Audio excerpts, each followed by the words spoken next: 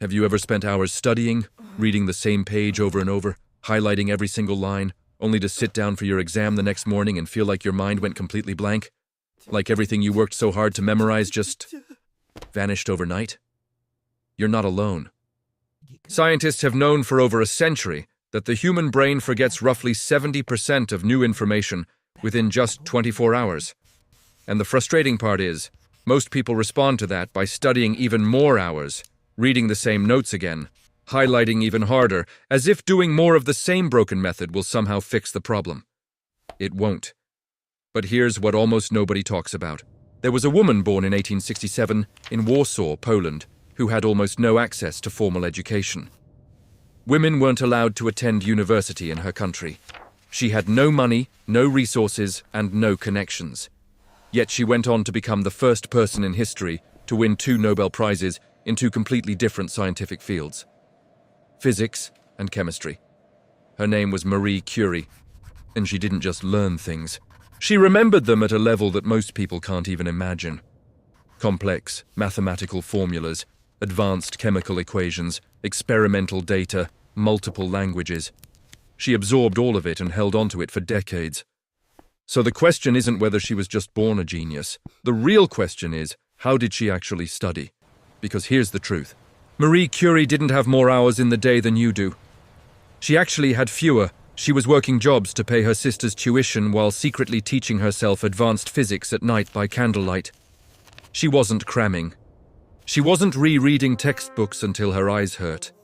She was using a completely different approach to learning, one that matched how the human brain actually works. And once you understand her methods, you'll realize that the way most people study is almost perfectly designed to make you forget everything.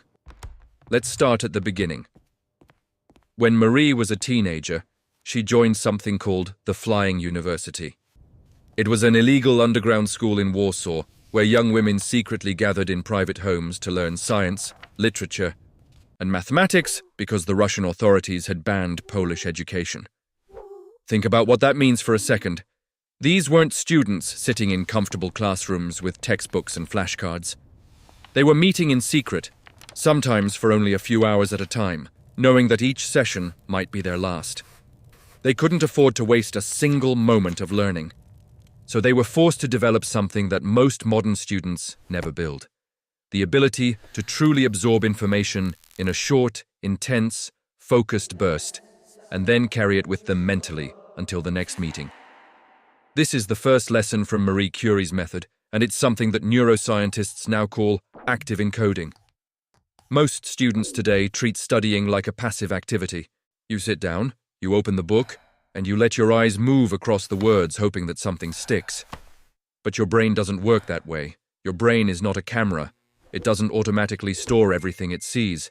It only holds on to information that it has to work for. The Flying University taught Marie, early on, that every time she sat down to learn something, she needed to engage with it actively. She would read a passage, close the material, and then try to reconstruct what she had just read entirely from memory. Not summarize it, not paraphrase it loosely, actually rebuild it, step by step, in her own words, as if she was about to explain it to someone who had never heard it before. When you try to remember something without looking, your brain treats that attempt like a signal. It says, this information matters, hold on to it. But when you just read passively, your brain treats it like background noise, like music playing in a coffee shop that you don't actually listen to. You hear it, but 5 minutes later you couldn't tell anyone what song was playing. That's exactly what happens when you highlight your notes and call it studying. You feel productive, but your brain barely noticed. Try this today. Whatever subject you're working on, read a section, close everything, and take a blank piece of paper. Write down everything you remember. Don't peek. It will feel uncomfortable. It will feel like you know less than you thought. That discomfort is exactly the point. That struggle is where real learning lives. Now, there's another reason Marie Curie could retain so much information while working under such difficult conditions, and it has to do with how she structured her time. When she finally made it to Paris and enrolled at the Sorbonne, she was living in a tiny rented room with barely enough money for food. She would study in freezing temperatures, sometimes wearing every piece of clothing she owned just to stay warm enough to concentrate. She didn't have long, leisurely study sessions. She had stolen windows of time. 30 minutes here, an hour there, late at night after working all day. And yet she outperformed students who had every advantage she lacked. The reason is something that modern learning science has fully confirmed. Short, consistent, focused sessions are dramatically more effective than long, scattered marathon study periods. When you study for 5 or 6 hours straight, your brain starts to fatigue. Your prefrontal cortex, the part responsible for processing and storing new information, loses efficiency after about 45 minutes of deep concentration. Beyond that point, you're putting in effort, but your brain's ability to actually encode what you're learning drops off sharply. Marie didn't have the luxury of long sessions, which forced her into a pattern that happened to be neurologically ideal. Small doses, repeated consistently, with full attention each time. This connects directly to something she did that most people overlook entirely. Marie Curie kept detailed laboratory notebooks throughout her entire career.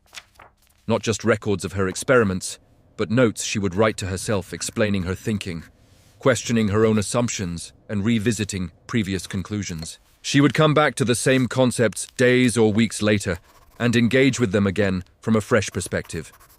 She wasn't reviewing because she had forgotten. She was reviewing to deepen what she already knew. This is what scientists now call spaced repetition, and it's one of the most well-documented findings in all of memory research. When you encounter information once and never return to it, the memory trace fades quickly. But each time you revisit something right before it fully disappears from memory, the trace gets reinforced and lasts longer. The intervals grow. After 1 day, then 3 days, then a week, then a month. Each review takes less time but produces a stronger memory. Marie's habit of returning to her notebooks and rethinking previous work wasn't just organizational. It was, without her knowing the science behind it, one of the most powerful memory techniques that exists. But there's something even more important underneath all of this. Something that explains why Marie Curie didn't just memorize facts, but actually understood them at a level deep enough to make discoveries that changed the world. She never separated learning from doing. When she was studying radioactivity, she wasn't just reading about it. She was in the laboratory testing it, measuring it, being wrong about it, correcting her thinking, and testing again. Every concept she learned had a physical, real-world anchor. It wasn't an abstract idea floating in her mind. It was connected to something she had touched, observed, and experienced directly. Your brain stores memories in networks. When a piece of information is connected to a physical experience, an emotion, a visual image, or a real-world action, it becomes embedded in multiple networks at once. That means there are multiple pathways back to it, multiple ways to retrieve it. But when you learn something purely as a text on a page, with no connection to anything real, it sits in your memory as a single, isolated node with only one fragile pathway back to it. One distraction, one night of bad sleep, one stressful morning, and that single pathway breaks. The memory is gone. Marie Curie's learning was never isolated like that. Everything she knew was woven into a web of real experience, and that's what made it permanent. You might be thinking, that works for science, but what about subjects where you can't run experiments? Here's the thing, you don't need a laboratory to apply this principle. You just need to connect what you're learning to something concrete. If you're studying history, don't just memorize dates. Find the human story behind the event and feel what it meant for the people living through it. If you're learning a language, don't just drill vocabulary. Use those words in a real sentence about your own life today. If you're studying economics, connect the theory to a decision you personally made with money last week. The more real you make it, the more places your brain has to store it. There is one more thing about Marie Curie that most people never consider. She worked in conditions that would break most people. She faced discrimination as a woman, as a Polish immigrant, as someone who never had financial security. She lost her husband, her greatest scientific partner, in a sudden accident that devastated her. She continued working through grief that would have stopped most people entirely. And through all of it, she maintained a level of focus and mental discipline that seems almost superhuman. But it wasn't superhuman. It was trained. Marie understood something that modern neuroscience has only recently started to confirm. Deep focus is a skill, not a personality trait. It can be built.